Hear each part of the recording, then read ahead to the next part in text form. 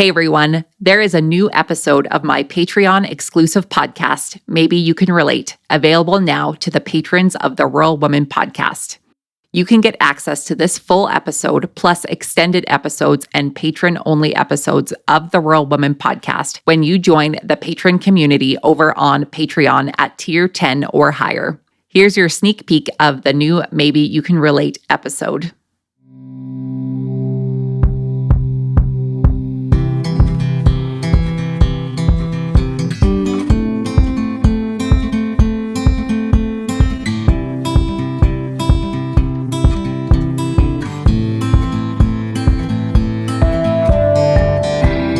Hey folks, I'm Katelyn Dubin. You may know me from such podcasts as the Rural Woman podcast, which you happen to be a proud member of the Patreon community, which is why you are hearing me through your earbuds right now.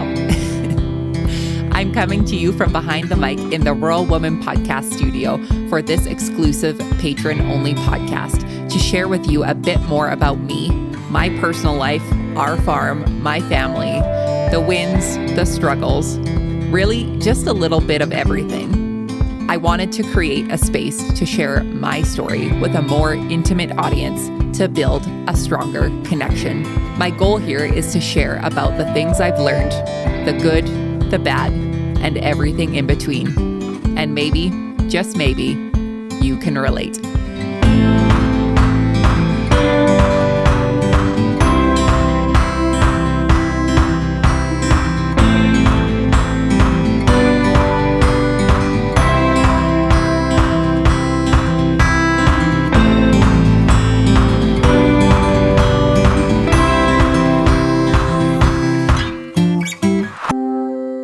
Hey everyone, welcome back to another episode of my solo podcast, Maybe You Can Relate, episode number 24, the one about the game of harvest. My friends, it is harvest, and the whole inspiration around this episode is harvest. However, before we get to that, let's go over and catch up with all of the things.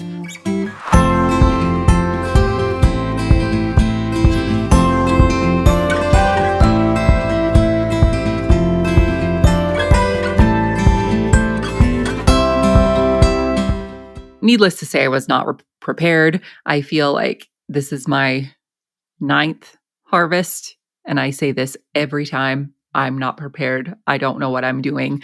And it's funny, I had posted on my Instagram story that harvest was here and I was not prepared. And I received a response from my friend, Stacy Bronick, who is down in Montana.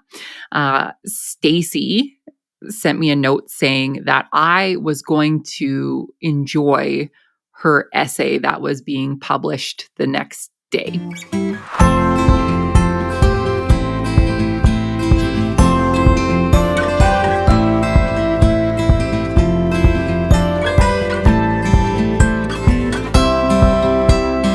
And I actually did something a little bit different for today's episode of Maybe You Can Relate. Typically, it's just me on here, but I asked Stacy, I begged and pleaded for her if we could use this essay that she wrote to share with you. So we are going to play the audio. Stacy went ahead and recorded it for us. So we get to hear Stacy reading her essay all about the game of harvest.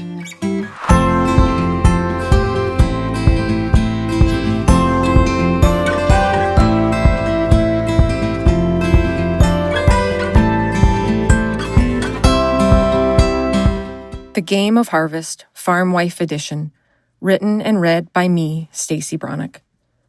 For your whole life, you'll think of dinner as, well, just dinner. Growing up, it's a meal gathered around the table with your family or dinner with your extended family on holidays. As you get older, it looks like dinner out with friends, boyfriends, your fiancé, and finally your husband. Dinner isn't seen as a game, but it is when you're a farmer's wife. It's a game you didn't know existed, but has been waiting for you in all its complicated glory to roll the dice and play. The game you didn't know existed was, will I be cooking dinner for the harvest crew tonight or not? It's not a board game or a card game, just a fridge full of food and anxiety. That's it. Anyone can play. The first rule is that there are no rules. This game is seasonal, and for farmers in Montana, it takes place between July and August with no official start or end date. Adjust the game according to your crops and location. For example, corn farmers in the Midwest begin play in September. Wheat farmers in Texas begin in May. There are 2 versions of the game. The beginner version is eating dinner with the crew at your house, while the advanced version includes making dinner and then delivering it hot to the field. The fields vary from less than a mile from home to 35 gravel miles from your house. More on the levels of play later.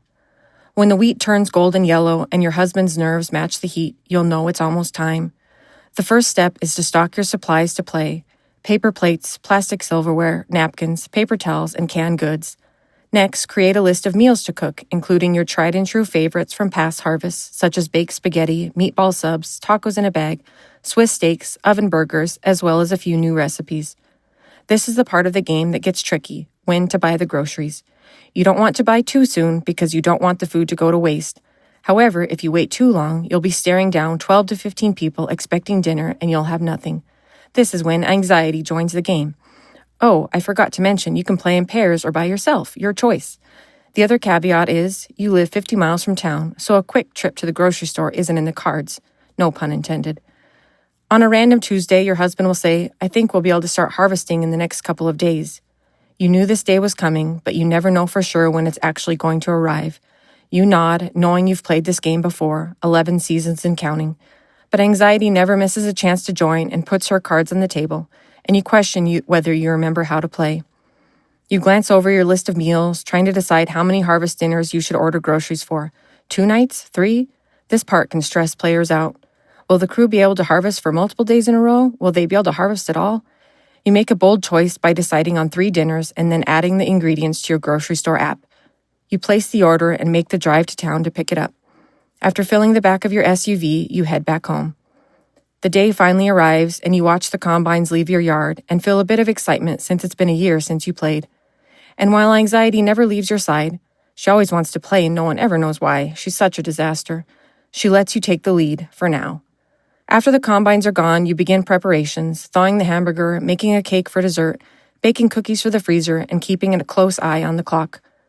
By noon, you know that the wheat might not be dry enough to cut, and you could be sent back to start. But you keep playing until you hear otherwise. Shortly after noon, your husband calls, and you know he's likely calling about your next move. After exchanging pleasantries, he says, "We can't cut. It's still too wet. No dinner tonight." You knew this was a possibility, and you're grateful you didn't start cooking yet. You decide to treat yourself with a glass of iced coffee and relax, since the game is over for today. Or so you think. Around 3 p.m., your husband calls again. "We'll be back in the yard around 5:30. Could the guys eat at the house?" Take a deep breath and decide your next move.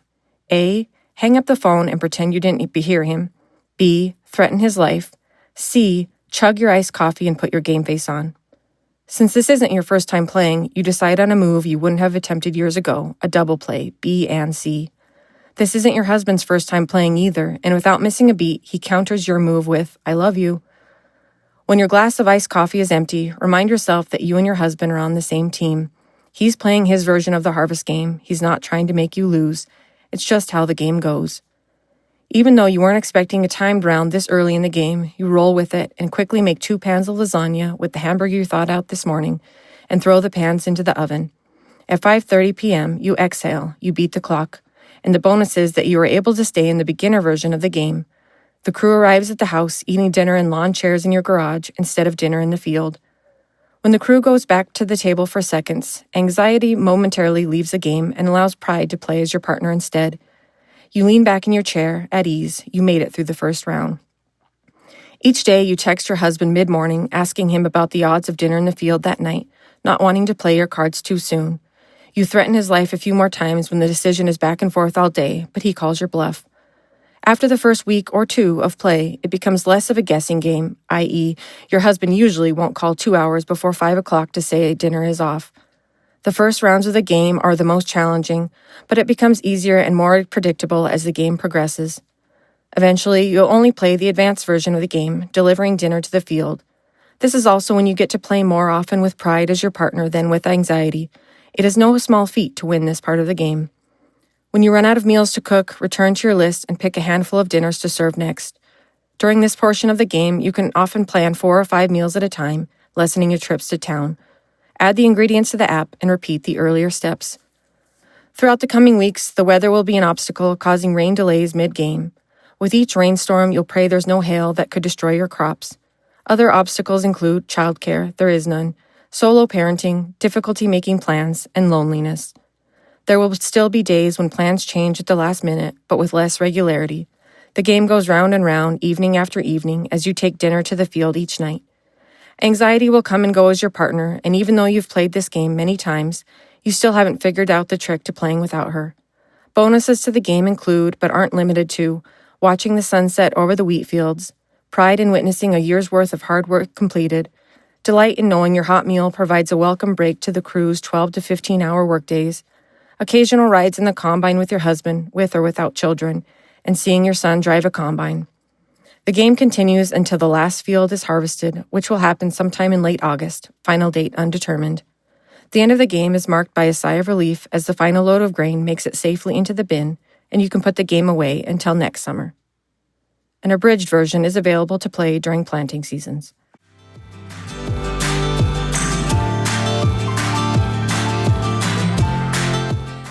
You can help support the stories of women in agriculture to be shared through the Rural Woman podcast on Patreon. What is Patreon? It's a membership-based platform that helps fund and support creators like me to create and produce content like this that you all love. New to the Rural Woman podcast Patreon is ad-free listening and patron-only bonus content and exclusive episodes. Learn more and join the patron gang today at patreon.com/The Rural Woman Podcast.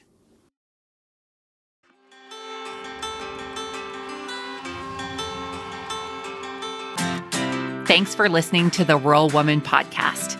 The Rural Woman Podcast is more than just a podcast. We are a community. A huge thank you to the Rural Woman Podcast team, audio editor Max Hofer, and a special thanks to our Patreon executive producers, Sarah Riedner from Happiness by the Acre. To learn how you can become a Patreon executive producer or other ways to financially support the show, head on over to wildrosefarmer.com to learn more. Be sure to hit the follow or subscribe button wherever you listen to the podcast to get the latest episodes directly on your playlist. And if you are loving the show, please be sure to leave a rating and review on Apple Podcasts or any other platform that accepts ratings and reviews. You can connect with us on social media at the Rural Woman Podcast and with me at Wild Rose Farmer. One of the best ways you can support the show is by sharing it. Send this episode to a friend or share on your social media. Let's strengthen and amplify the voices of women in agriculture together. Until next time, my friend, keep sharing your story.